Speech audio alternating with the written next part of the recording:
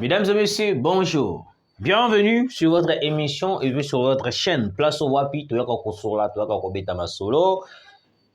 Ezanga yobino ndeko Rabi Matondo Place au Wapi, Toyaka Lisusu Kosola, Toyaka Tolingaka toujours Tobeta Masolo entre biso na biso ba Congolais de père et de mère. Et puis na batonio surtout ba soutenir la République démocratique du Congo. Je salue tout d'abord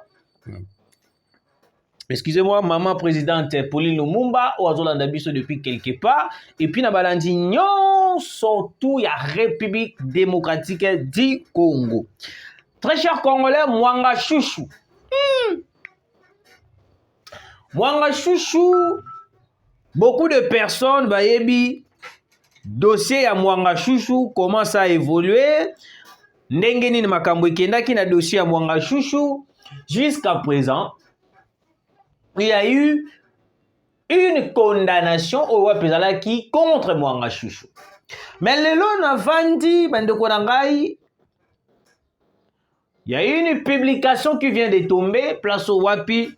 Je n'ai pas retenu les sentiments. Yakuya Kosola, notre cher Congolais. Tout d'abord, je vous invite à partager nos liens, nos émissions, toutes, et puis de s'abonner de la chaîne et puis de continuer de nous faire confiance et puis continuer aussi de s'abonner. Bandeko nanga Mwanga Chouchou. Mwanga Chouchou a sali déclaration naie à travers bato o wapi bazalaka naie, je peux dire son avocat et son entourage. Balobi Mwanga Chouchou azo kufa pour un dossier o wapi aza innocent. À part dossier o azali innocent et que Mwanga Chouchou nenga zabongo, il n'a pas de compte à rendre avec la justice congolaise. Mwanga Chouchou est innocent. Et puis, dans la deuxième publication, balobi notre frère Mwanga Chouchou est victime de sa propre société minière parce que la famille du président voulait cette société. Très cher Congolais, écoutez. Avant que nous compte un dossier à Biloko, bamoni pe na téléphone de Mwanga Chouchou, na solana na bino na makambo itali o ils ont les cas par rapport à la publication bato basali. Balobi Mwanga Chouchou Tshisekedi nde alaki na posa famille présidentielle alaki na posa ya société minière naï. Moi je me pose la question, est-ce que dans ce pays on ne peut pas être sérieux pour une fois? Est-ce que au Congo on ne peut pas être sérieux pour une fois, je me demande? Comment est-ce qu'une personne vient à financer un groupe rebelle? Il finance les groupes rebelles. À part cela, il finance aussi des gens pour massacrer des gens à l'est de la République démocratique du Congo. Mais certaines personnes, des Congolais de père et de mère, vous comprenez, vous soutenir Mwanga Chouchou.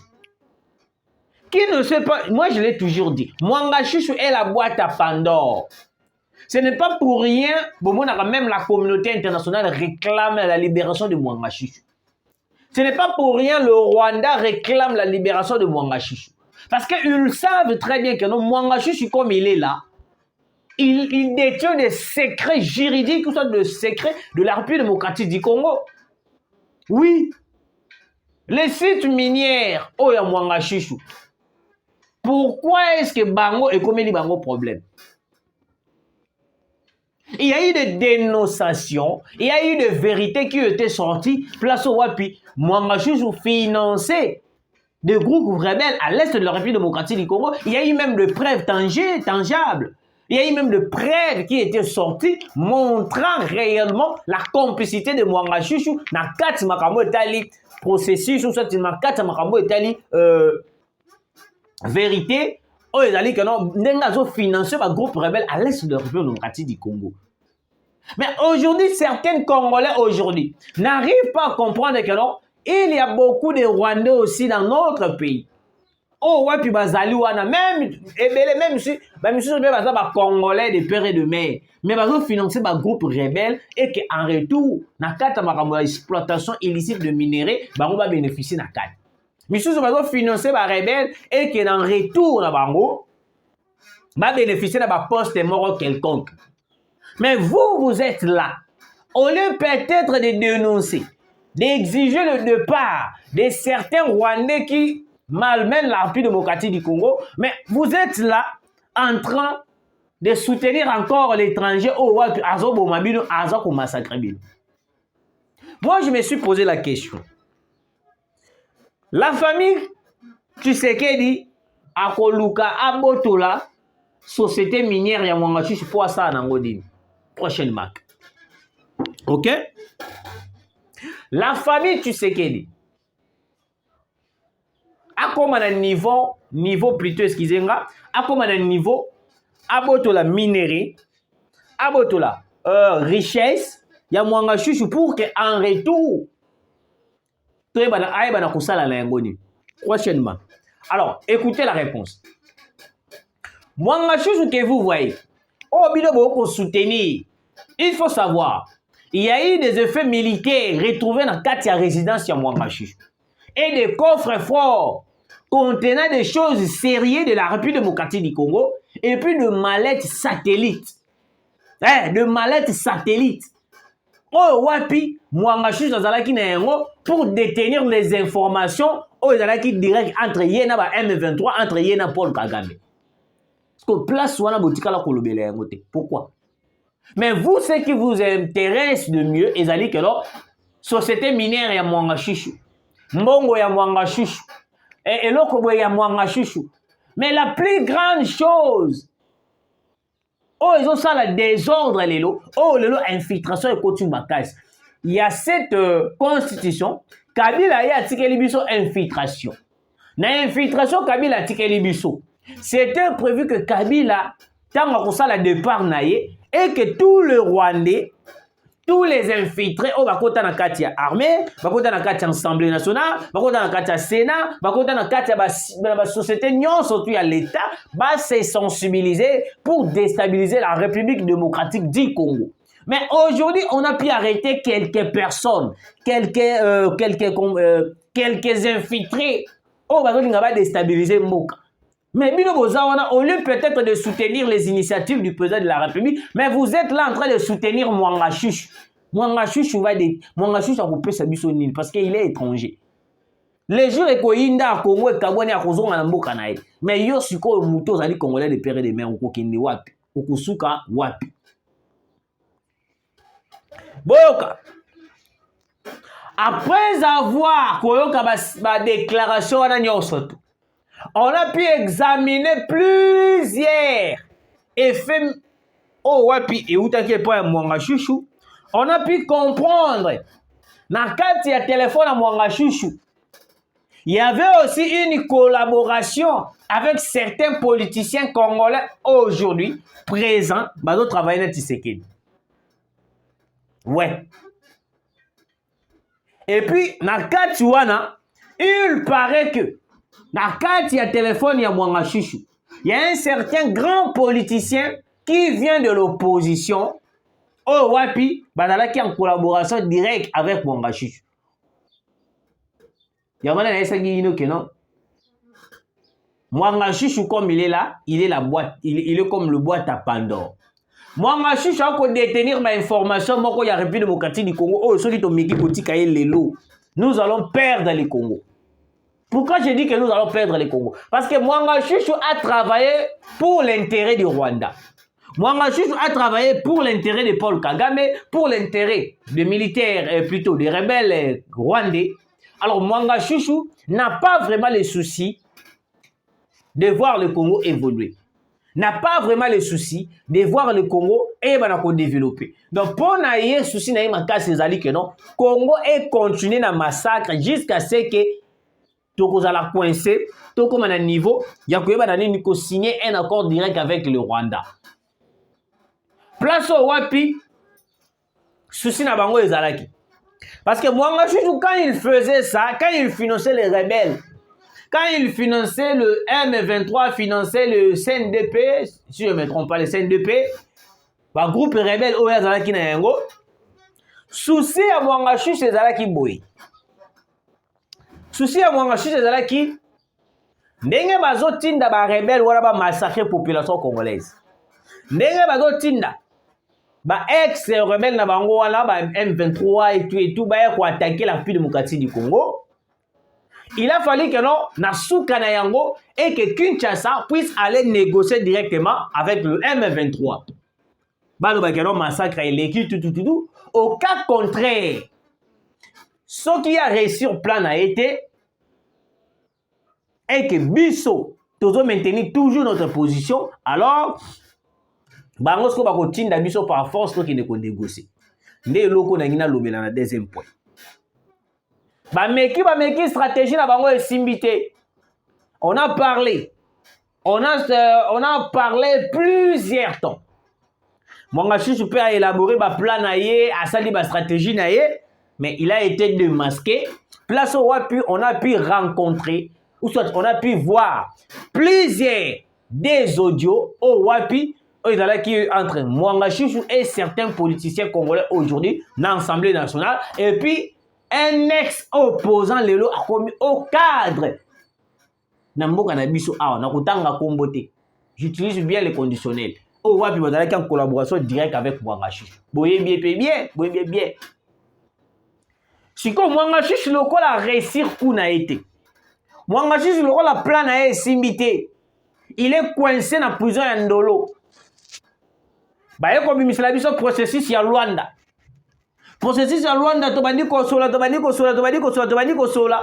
Toyoko à un point stratégique, le Rwanda a accepté de retirer ses hommes sur le sol congolais. Tu applaudis, tu mets beaucoup. Ngana ye a wanakati mission. Le jour, le Rwanda avait accepté de retirer ses hommes. Naye koloba yango, Rwanda accepte de retirer ses hommes. Oui, c'est bon, c'est vraiment bon. Mais le problème, on doit se poser la question. Il a accepté facilement de retirer ses hommes sur le sol congolais. Mais est-ce que réellement le Rwanda va réellement retirer ses hommes sur le sol congolais? J'avais posé la question. Le soir, Nayango, tu as comme une déclaration à Corneille Nanga. Corneille Nanga de vivre, besoin au CP là pour le processus il y a Rwanda. Oui, mais bon, est de la République, ce sont le FDLR et les Rwandais. Mais biso le M23 AFC Toutikali. Au Niger, il va jouer biso. Et l'équipe des jours sont une journée, si je ne me trompe pas. Déclaration sous Seyokoya à travers ministre des Affaires étrangères rwandais. Alobi, naza na problème ici sous na RDCT, mais naza obligé la République démocratique du Congo d'aller négocier avec le M23. Moi, je me suis dit, non, c'était une piège. C'était une piège. C'était pas important qu'on puisse continuer dans Makambo Zali na Makambo Zana Luanda. Monsieur le président de la République, on devait appliquer la voie militaire. La voie des négociations de pourparlers, ça n'aboutira à rien, monsieur le président de la République. Première chose, nous devons tout faire, monsieur le président de la République. Avant d'entamer la voie militaire, le Mwanga Chouchou, comme il est là, comme il est en train de se lamenter, Abandi Sousko s'est lamenté, monsieur le président de la République, nous devons une fois de plus auditionner l'Issous Mwanga Chouchou, qu'il nous donne des stratégies au Bango Bandé Kosalana Kagame. Qu'il nous dise réellement quel était le plan stratégique au Yamane Kosalana Rwanda Kagame. On doit en savoir plus, monsieur le président de la République. Ministre des Affaires étrangères rwandais a dit que non, na minute où ndenge zaboye, nous sommes dans la probabilité, mais il faut la RDC puisse aller négocier directement avec les M23. Je l'ai toujours dit. J'avais dit que non, le processus de Luanda, c'est juste une mascarade. En vrai dit, il nous sait de nous dire ou de nous pousser d'aller négocier seulement avec les M23. Parce que dans la minute il n'y a aucune solution à part Makambarubeta Minduki entre Bissona et Rwanda. Mais solution nous souffre etikali kaka o bango bazana yango zalika ko négocier na M23. Parce que le rôle la biso to boyi yango. Biso de notre part, nous devons tout faire. Pour notre bananini, directement le Rwanda. On est en train de tarder pourquoi? Parce que nous avons déjà compris que non, pour ça, nous avons négocier. Biso to lingi négociation. Alors, qu'est-ce que nous attendons? Qu'est-ce que nous attendons, monsieur le président de la République? Mwanga Chouchou réclame. Oh, besoin de société minière, naïe, patati patata, patati patata. Pourquoi il a seulement entendu que le ministre des Affaires étrangères a négocié avec le M23 et que Yembalama peut faire la déclaration. Vous ne voyez pas que c'est louche. Mwanga Chouchou fait une déclaration. Après avoir tant à une déclaration, coïncidence directement avec le ministre des Affaires étrangères. Monsieur le président de la République, Congo, soki tolobi totika yango ekokende na maboko ya batwana. Boyoka, Kigali appelle Kinshasa à dialoguer avec le M23. Le ministre rwandais des Affaires étrangères, Jindu Ndungire, a déclaré mercredi que la solution à la crise sécuritaire dans l'Est de la République démocratique du Congo passe par un dialogue politique direct entre les gouvernements congolais et le M23. Cette rébellion s'est emparée de vastes zones du Nord Kivu depuis fin 2021. Avec le soutien de plus de 4000 soldats rwandais selon l'ONU, le Rwanda, accusé de soutenir le M23, appelle à une solution politique à la crise. La tension reste vive entre Kinshasa et Kigali. Monsieur le Président, le Rwanda que vous voyez, le Rwanda n'a pas besoin de quitter le sol congolais comme ça, sans pourtant avoir signé un accord. Et puis, Bisso aussi, la République démocratique du Congo, on n'a pas besoin de signer un accord. Ce qui va bimina va belé na Bisso. Alors, le col tout ça pour ça va vendre dans la mabele na biso, monsieur le président. Nous devons appliquer la voie militaire. Ça va nous coûter combien, monsieur le président? Nous avons déjà des armes, nous avons des militaires, nous avons les armes, nous avons des munitions, nous avons tout presque pour ça la guerre contre le Rwanda. Mais le Rwanda, comment je peux dire? Le Rwanda n'a pas des armes au biso de l'Otozana Yango, autoréceptionnel qui n'a Chine et puis n'a Russie. Mais comment est-ce qu'on est en train de tarder, monsieur le président de la République? Parce que le Rwanda déjà a le but clair, le but que non, il faudra qu'il y ait une négociation. C'était ça le plan de Macron, Joe Biden. Parce que dans minute on a eu une nouvelle moro awawa, au que non, le but Joe Biden déjà avant décembre azo kita déjà en Angola. Avant décembre déjà azo kita en Angola. Monsieur le président de la République, je vous propose des solutions. Première solution est d'aller auditionner les sous Mwanga Chouchou. Aïe, bisabiso vérité, planer va préparer qui contre le Congo. Ok? Deuxième, monsieur le président de la République, Naminich Oyoyo.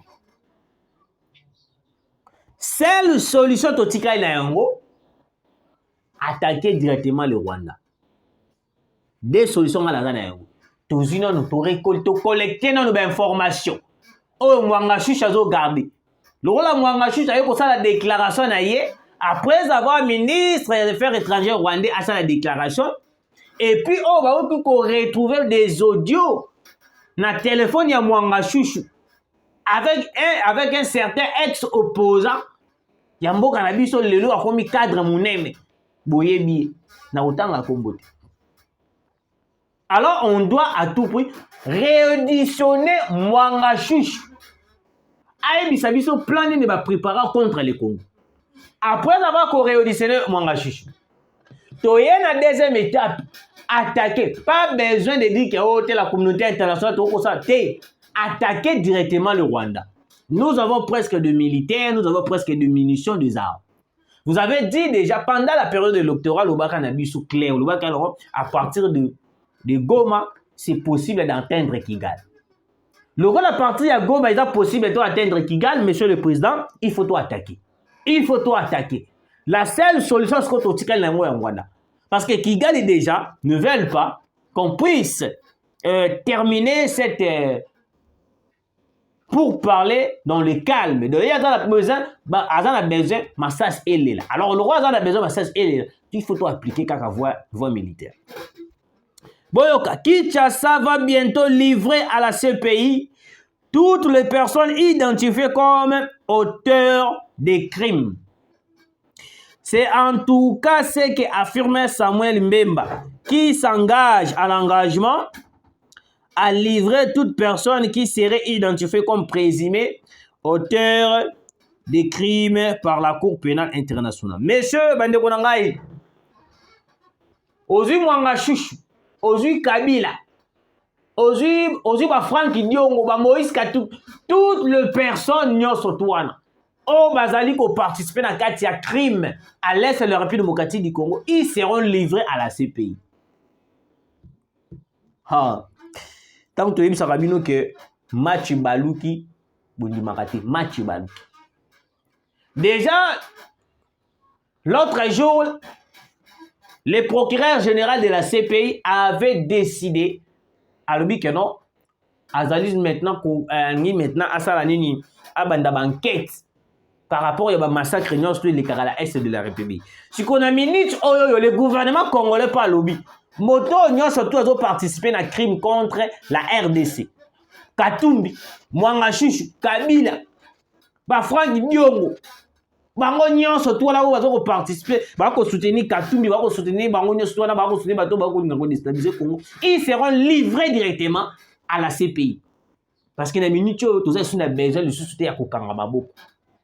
Tout ça on a besoin de soutenir Kokanga Maboko. Déjà ils ont déclaré déjà que non pour na bango makambo ndenge zaboye biso nous devons toujours continuer ya kosolola na M23.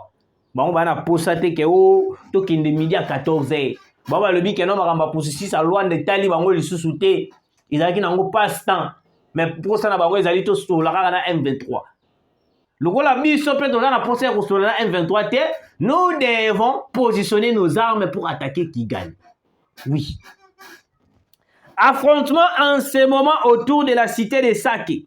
Des détonations d'armes lourdes et légères sont entendues en ce moment. Dossier à suivre. Bandeko nangai, ça brûle à Sake. Ça brûle à Sake. Place au wapi, massasi et des armes lourdes au bêta. Le Wazalendo, Bazota M23 très mal à l'aise. Yabo moni bintu keita tanga yoka lisola ba Wazalendo ayoka muteme suki. Ayoka muteme suki na nenga ko sakanate. Parce qu'il a beaucoup plaidé, il a beaucoup fait pour que le Wazalendo puisse être écarté dans ma cambo et salama. Et dans la guerre aux alliés dans l'Est de la République. Mais jusqu'à présent, il y a un salamate. Parce que pour le Wazalendo, si on a un espace où on a accompagné les FRDC, Makambisili. Parce que le Wazalendo, ils ont armé. Et dans le patriote congolais, il est impossible que le Wazalendo puisse être écarté. Il y a un moment qui va solliciter, qui même voir Vital Kamerhe à combattre le Wazalendo. Il y a un moment qui Vital Kamerhe a commis le baron, dans un moment où il y a des armées à Namboka. Non! Il y a des armées. Vital Kamerhe, évitez de combattre le Wazalendo. Parce que si on laisse le FRDC, Goma Mobimba Ekokende. Je l'ai dit, ceux qui ont tiki FRDC Yemoko, na makambo dans l'Est de la République, Goma Mobimba Ekokende. Nekonanga, Goma Ekokende na Ebisibino. Parce qu'avec Vital Kamerhe, il est possible que Goma Ekende. Vital Kamerhe a préparé le terrain. Il prépare le terrain. Alors préparer le terrain. Avant 2028, vous me donnerez raison. Vital Kamerhe va quitter le poste du président de l'Assemblée nationale pour rejoindre l'opposition et puis il va repostuler en tant que candidat président. C'est tellement compliqué. Bande Konangai, je vous dis et puis je vous informe que la justice a zolinga bandela ko auditionner Mwanga Chouchou.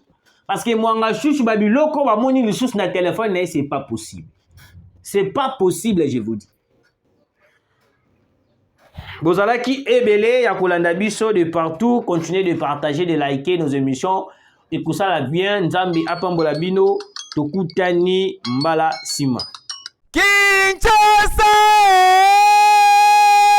tika na yebisa bino makambo kotongisaka bandaku ya kolala epai ya noko Pierre to pe noko Manuel eza makambo akala po ebele batomba ba victime na mbula ya makasi bandaku ekwela bango bazwa makama ya ndenge na ndenge yango solution yango yo entreprise Muteba Construction et Service amemeli bino po na batravaux na bino ya construction olingi kotonga ndaku ya kitoko na ba condition ya kitoko s'il vous plaît contactez Muteba Construction et Service po bango basalaka na ba ingénieur qualifié batangela yango na classe na entreprise Muteba Construction et Service okokuta ba service lokola bâtiment génie civil architecture intérieure électricité peinture menuiserie carrelage plomberie climatisation pe basalaka immobilier fabrication bloc forage d'eau construction métallique et en aluminium bomi tungisa lisusu te bazali kobeta yango dada boyoka ye moko mais c'est Filemon Muteba ndenge ya communiquer na Muteba service tozana ba service lokola construction en bâtiment tozana construction à route tozana forage d'eau tozana fabrication à bloc tozana décoration intérieure donc entre décoration intérieure na ngina loba tozana plâtre tozana peinture tozana électricité donc nyonso etali bâtiment tosalaka yango na Muteba service autopesi yango ba chance ebele yoko banga te numéro zaka nango facile numéro pe moko wana et puis eza société ya mwana mboka alongoli chômage ebele plus de 500 travailleurs yango soki osoutenir akoma na 5000 travailleurs akoma na 5000 papa mama olingi batongela yo ndaku yo na suka bapesi yo kaka bakle okei kokota contacte entreprise Muteba Construction et Service bango bazali ba expert na makambo etali construction bazwami na Kinshasa na avenue Filemon numéro 1 na cité de la défense na kati ya Oasis na Bondal na entreprise Muteba Construction et Service tokomi kolala na ba condition ya kitoko boyende ezalaka ekeyo